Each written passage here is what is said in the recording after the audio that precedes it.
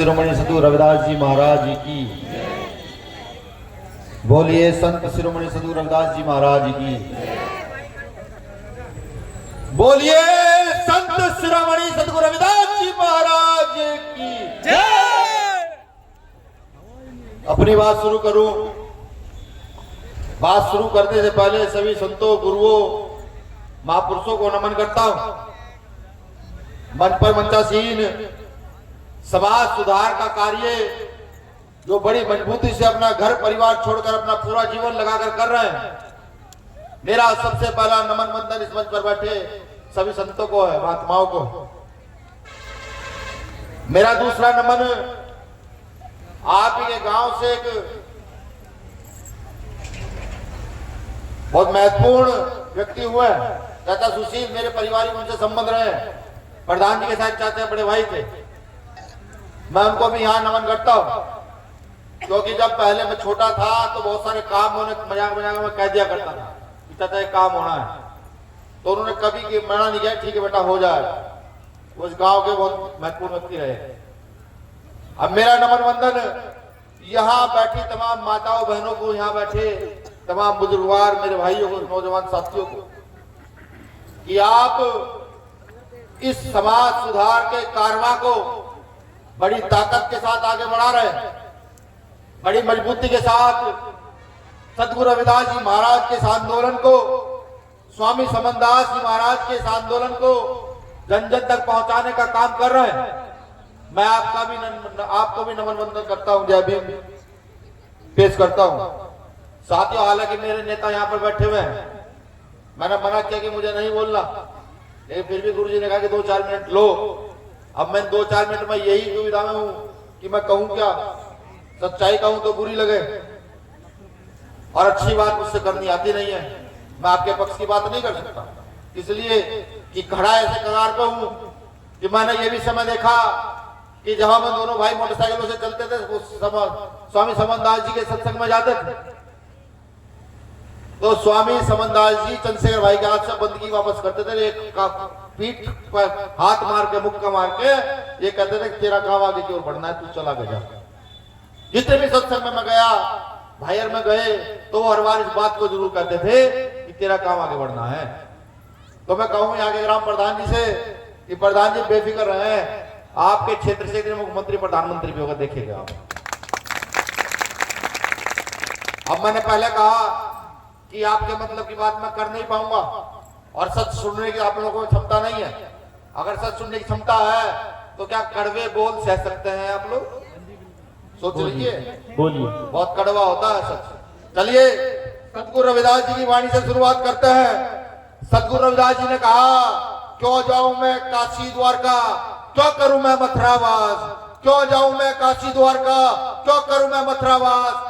ईश्वर मेरे मुझ में है, मैं क्यों करूं उसको इधर उधर तलाश, मैं क्यों करूं उसको इधर उधर तलाश। ये बात मैंने आपको इसलिए कही कि आज जो माताएं बहने, जो मेरे साथी आज आडंबर की विचारधारा पर तत्काल प्रभाव से चल पड़े, मैंने बात इसलिए कही कि अगर आपको वाकई सद्गुरु रविदास जी के आंदोलन को आगे बढ़ाना है, अगर आपको स्वामी समनदास जी के आंदोलन को आगे बढ़ाना है, तो आपको जो है वो ईश्वर को अपने अंदर खोजना होगा, अपने आप का ज्ञान खुद करना होगा। आप क्या कर सकते हैं ये आपको सोचना होगा। इसमें भी 2 कंडीशन है। एक कंडीशन वो जो शाम को 70-80 रुपए से शुरू होती है, वो है कि उसे पी करके हम अपने आप को खोजना शुरू करते हैं और ज्ञानवान बन जाते हैं। दूसरी कंडीशन वो जब पूरे दिन मेहनत मजदूरी करके अपना काम नौकरी से आते हैं और अपने परिवार में बैठकर गांव के आसपास के लोगों का हालचाल पूछते हैं, परिवार का हालचाल पूछते हैं और गांव की तरक्की के लिए विचार विमर्श करते हैं। ये 2 कंडीशनें हैं खुद को जानने की। अब ये आपको बखूबी पता है सद्गुरु रविदास जी महाराज जी की कौन सी कंडीशन हो सकती है, स्वामी समनदास जी महाराज जी की कौन सी कंडीशन हो सकती है। और इस देश में अगर मैं कहूँ, हर मंच से कहता हूँ कि अगर इस क्षेत्र के अंदर महिलाओं का बाबा साहब अम्बेडकर के बाद किसी ने सही सुधार किया तो शख्स का नाम स्वामी समनदास जी महाराज है। क्योंकि अगर ये समाज जो इधर बैठा है, पुरुष समाज, ये नशे में इतना दिन था कि स्वामी समनदास जी महाराज ने इनकी पिटाई कर करके इनको सुना करके नशे से दूर किया, जिससे आज आपका जीवन सुखमय व्यतीत हो रहा है। तो आप सबको बाबा साहब अम्बेडकर के साथ साथ स्वामी समनदास जी महाराज के नाम के भी 2 फूल चढ़ने चाहिए।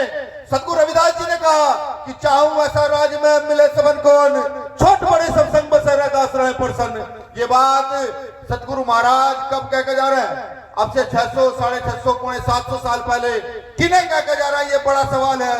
ये बात सतगुरु रविदास जी महाराज कह के उन लोगों को जा रहे हैं जिन्होंने इस देश के अंदर अछूत का जीवन जिया, जिनके पास कभी कोई सम्मान नहीं रहा, जो लोग हमेशा गांव के बाहर बसाए गए, उन लोगों को ये बात सतगुरु रविदास जी 600, 700 साल पहले कह के जा रहे हैं।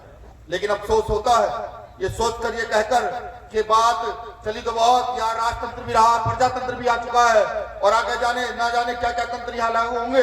लेकिन ये बात किसी की समझ आई तो डॉक्टर बाबा साहब अम्बेडकर की समझ में आई कि सतगुरु रविदास जी महाराज ने बात क्यों की, और उन्हें संविधान के मौलिक अधिकारों में आपको इस राज्य को स्थापित करने की शक्ति दी, आपको समानता का अधिकार दिया, आर्थिक समानता, राजनीतिक समानता, सामाजिक समानता, शैक्षिक समानता, उन्होंने मौलिक अधिकारों में भारत में संविधान में आप लोगों को दे दी। और अपना राज स्थापित करने के लिए उन्होंने आपको लोकतंत्र जैसी व्यवस्था दी कि जिसकी जितनी संख्या बारी उसकी उतनी हिस्सेदारी। अब मेरे लोगों खड़े हो जाना और खड़े होकर इस देश की दुख को दूर करना। यहाँ का जो बहुजन समाज है, शोषित पीड़ित वंचित समाज है, वो खड़ा हो, अपने हक अधिकार ले, और ये जो आंदोलन मैंने वाणियों के माध्यम से आपको सिखाया, इस आंदोलन को आगे बढ़ाने का काम करें। लेकिन अफसोस होता है ये जानकर कि हमने बाबा साहब की शिक्षा तो ग्रहण की, लेकिन संघर्ष का रास्ता हम भूल गए। बाबा साहब की शिक्षा ग्रहण तो कर ली, संघर्ष का रास्ता भूल गए, और जब संघर्ष का रास्ता इख्तियार नहीं हुआ तो संगठन की कोई बात नहीं आती। साथियों, अगर संगठन की बात किसी की समझ आई तो साहब मान्यवर कांशीराम साहब की समझ में आई कि संगठन का निर्माण कैसे करना। उन्होंने इस देश में संगठन का निर्माण किया, और निर्माण करने के बाद इस भारत के सबसे बड़े सूबे के अंदर 1% ताकत से समता समानता का राज स्थापित करने का प्रण लिया और करके दिखाया। अफसोस होता है कि बुद्ध से चली नीति, संत रैदास से चली नीति, कबीर, गुरु नानक से चली नीति, डॉक्टर अम्बेडकर तक आई, अम्बेडकर साहब से काशीराम तक आई, काशीराम साहब से जो नीति इस देश पर लागू होनी चाहिए थी, वो आज उल्टे पैरों की ओर दौड़ रही है। हम लोगों को समझना होगा, हम लोगों को सोचना होगा। ये सत्संग तो है, एचडी मेरा भाई बार बार कह रहा था कि सत्संग को साफ ना कहें। मैं माफी चाहूंगा एचडी भाई, एक बात को एक बार कहा जाए तो ज्यादा अच्छी बात है, एक बार में समझ आ जानी चाहिए। पहली बात तो हमें अपनी व्यवस्थाएं घर के अंदर बैठकर सुलझानी चाहिए, समझाना चाहिए, हमें व्यवस्थित होना। मैं सत्संग में कहता हूं जब व्यवस्था नहीं, जहाँ अनुशासन नहीं वहां शासन नहीं, जहाँ शासन नहीं वहां व्यवस्था नहीं, जहाँ व्यवस्था नहीं वहां नीति नहीं, और जहाँ नीति नहीं वहां राज नहीं, और जहाँ राज नहीं वहां आपके संतों गुरुओं का कोई विचारधारा आगे बढ़ने वाली नहीं। तो आप सब लोगों को समझना होगा कि हमें किस ओर चलना है, क्यों चलना है, कैसे चलना है।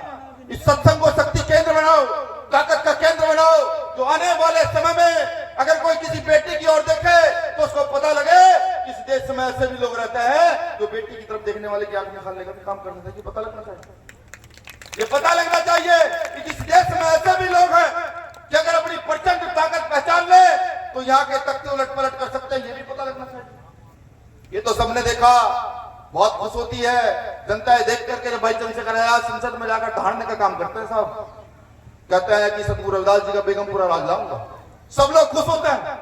उसके पीछे का अपमान कोई नहीं जानता। आप जानता है जब संविधान में संसद में व्यक्ति जाता है कैसे जाता है?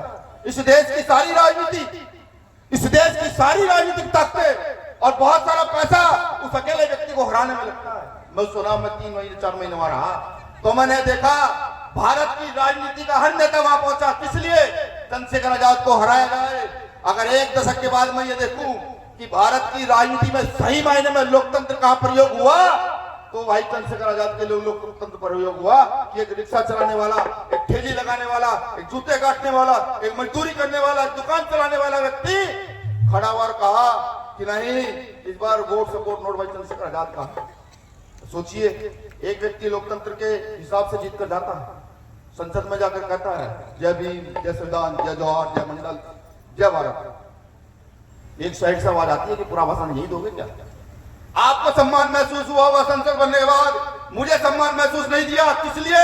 कि वहां पर अगर हम जय भीम, जय मंडल, नमो बुद्धाय कह देते हैं, अगर हम अपने अधिकारों के लिए जय जवाहर कह देते हैं, तो वहां की बैठी हुई मनवादी सत्ता के पेट में दर्द होता है, वो बर्दाश्त नहीं कर पाती। अब आप सोचिए ना, अगर इनके पीछे एक सांसद और सहारनपुर का बैठा होता, एक सांसद मुजफ्फरनगर से बैठा होता, एक सांसद पंजाब हरियाणा से बैठा होता, तो वो जो बेंच वहां पड़ी हुई है उसको प्रचंड ताकत से मुक्का लगता और कहा जाता, हाँ शोषित वंचित पीड़ितों की आवाज बुलंद करने ये इंसान आया और कर रहेगा।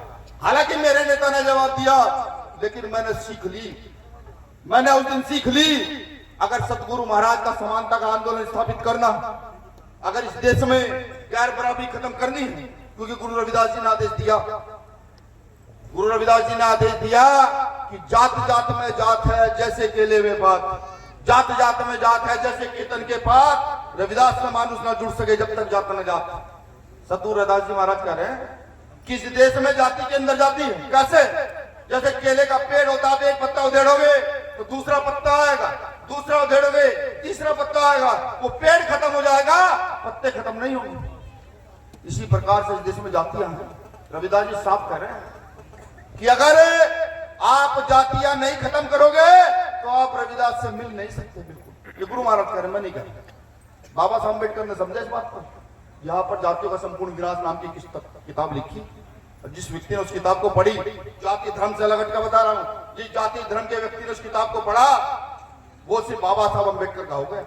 अगर गुरु रविदास जी के आंदोलन को चलाना चाहते हो, अगर ये चाहते हो कि नहीं सामाजिक न्याय स्थापित हो, ये चाहते हो आपके पुरखों का आंदोलन इस देश में सर्वस्व लेकर के आए, तो लड़ाई दो बात की है, एक तरफ लड़ाई गैर बराबरी की है और एक तरफ लड़ाई बराबरी की है।